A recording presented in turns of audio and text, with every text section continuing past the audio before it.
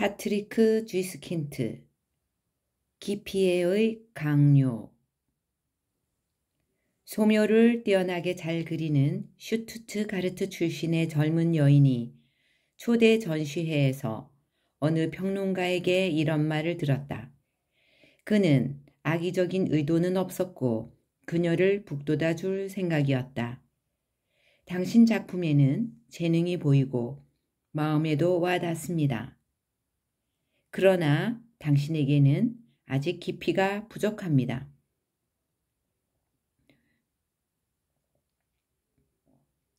평론가의 말을 이해할 수 없었던 젊은 여인은 그의 논평을 곧 잊어버렸다. 그러나 이틀 후 바로 그 평론가의 비평이 신문에 실렸다. 그 젊은 여류 화가는 뛰어난 재능을 가지고 있고 그녀의 작품들은 첫눈에 많은 호감을 불러일으킨다. 그러나 그것들은 애석하게도 깊이가 없다. 젊은 여인은 골똘히 생각하기 시작했다. 그녀는 자신이 그린 소묘를 들여다보고 낡은 화첩을 뒤적거렸다. 완성된 작품뿐 아니라 아직 작업 중인 것들까지 전부 유심히 살펴보았다. 그리고는 물감통 뚜껑을 닫고 붓을 씻은 다음 산책하러 나갔다. 그날 저녁 그녀는 초대를 받았다. 사람들은 비평을 외우거나 있는 듯이 그림들이 첫눈에 일깨우는 호감과 많은 재능에 관해 연신 말을 꺼냈다. 그러나 주의 깊게 귀 기울여 들으면 뒤편에서 나지막이 주고받는 소리와 등을 돌리고 있는 사람들이 하는 말을 젊은 여인은 들을 수 있었다. 그녀에게는 깊이가 없어요. 사실이에요. 나쁘지는 않은데 애석하게 깊이가 없어요. 그 다음 주 내내 그녀는 전혀 그림에 손을 대지 않았다.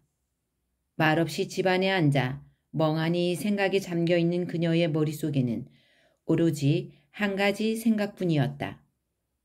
그리고 그 생각은 깊은 바닷속에 사는 무지막지한 오징어처럼 나머지 모든 생각들에 꼭 달라붙어 삼켜버렸다. 왜 나는 깊이가 없을까? 두 번째 주, 그녀는 다시 그림을 그리려 시도했다. 그러나 어설픈 구상이 고작이었고 때로는 줄 하나 긋지 못하는 적도 있었다.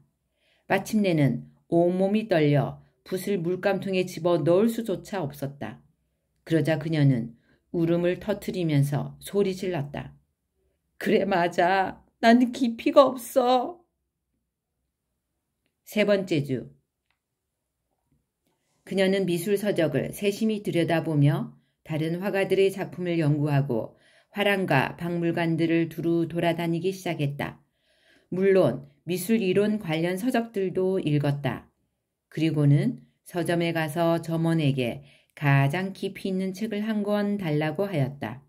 그녀는 비트겐슈타인인가 하는 사람의 책을 받아 들었지만 그것으로 무엇을 해야 할지 알 수 없었다. 시립박물관에서 개최된 유럽 소묘 500년이란 전시회에서 그녀는 어느 미술교사가 인솔하는 학생들을 따라갔다. 레오나르도 다빈치의 그림 앞에서 불쑥 앞으로 나선 그녀는 물었다. 실례지만 이 그림에 깊이가 있는지 말씀해 주시겠어요? 미술교사는 그녀를 보고 비죽이 웃으면서 말했다. 저를 놀리실 생각이라면 그보다는 더 나은 것을 생각하셔야죠, 부인. 학생들이 깔깔대며 웃었다. 집으로 돌아온 젊은 여인은 몹시 비통하게 울었다. 젊은 여인은 점점 이상해져 갔다. 화실을 비운 적은 거의 없었지만 그림을 그리지는 않았다. 깨어있기 위해 약을 먹으면서도 자신이 무엇 때문에 깨어 있어야 하는지 알지 못했다. 그리고 피곤해지면 의자에 앉은 채 잠이 들었다. 잠이 깊이 들까 두려워 침대에 눕기를 꺼렸기 때문이다. 술을 마시기 시작했고 밤새도록 불을 켜두었다. 그림은 더 이상 그리지 않았다. 베를린에 있는 어느 미술품 상인이 전화를 걸어 그림 몇 장을 청했을 때 그녀는 전화에 대고 소리쳤다. 나를 내버려 두란 말이에요. 나는 깊이가 없어요. 그녀는 간혹 점토를 반죽할 때도 있었지만 특별히 무엇을 만들지는 않았다. 그저 손가락 끝으로 후비거나 경단 모양의 작은 덩어리를 빚었을 뿐이다. 그녀의 외모는 피폐해져 갔다. 옷차림에 전혀 신경 쓰지 않았고 집 역시 손질하지 않고 그대로 방치하여 점차 폐가로 변하였다. 그녀의 친구들이 걱정을 했다. 그들은 말했다. 그녀를 돌봐주어야겠어. 그녀는 위기에 빠져 있어. 인간적인 위기이거나 그녀의 천성이 너무 예술적이어서 그런지도 몰라. 아니면 경제적인 위기일 수도 있어. 첫 번째 경우라면 어떻게 해볼 도리도 없고 두 번째 경우는 그녀 자신이 극복할 문제야. 세 번째라면 우리가 그녀를 위한 모임을 개최할 수 있을 거야. 하지만 그것조차 그녀에게는 고통스러운 일일지도 몰라. 그래서 그들은 식사나 파티에 그녀를 초대하는 것으로 그쳤다. 그러나 그녀는 매번 작업을 해야 한다는 이유로 거절했다. 그러면서도 그림은 전혀 그리지 않고 방 안에 앉아 우두커니 앞을 응시하거나 점토를 주물럭거리는 것이 고작이었다. 한 번은 자신에게 너무 절망하여 초대를 받아들인 적이 있었다. 그녀를 마음에 들어한 어떤 젊은이가 잠자리를 같이 하기 위해 그녀를 집으로 데려가려 했다.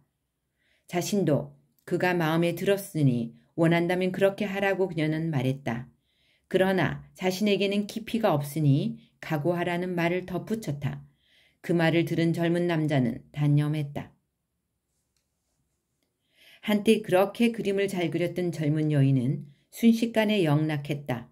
그녀는 외출도 하지 않고 방문도 받지 않았다. 운동 부족으로 몸은 비대해졌으며 알코올과 약물 복용 때문에 유달리 빠르게 늙어갔다. 집안 여기저기 곰팡이가 슬기 시작했고 그녀에게서는 시큼한 냄새가 나기까지 했다. 그녀는 3만 마르크를 상속받았었는데 그것으로 3년을 살았다. 이 시기에 한번 나폴리로 여행을 갔었다. 어떤 상황인지 아는 사람이 아무도 없었다. 그녀에게 말을 건 사람은 무슨 말인지 도통 알아들을 수 없이 웅을거리는 소리만을 들었을 뿐이었다.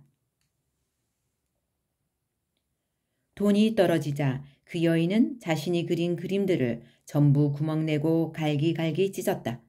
그리고는 텔레비전 방송 탑으로 올라가 139m 아래로 뛰어내렸다.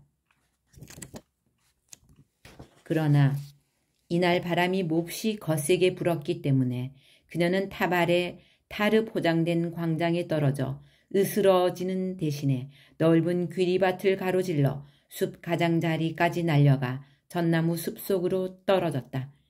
그런데도 그녀는 즉사했다.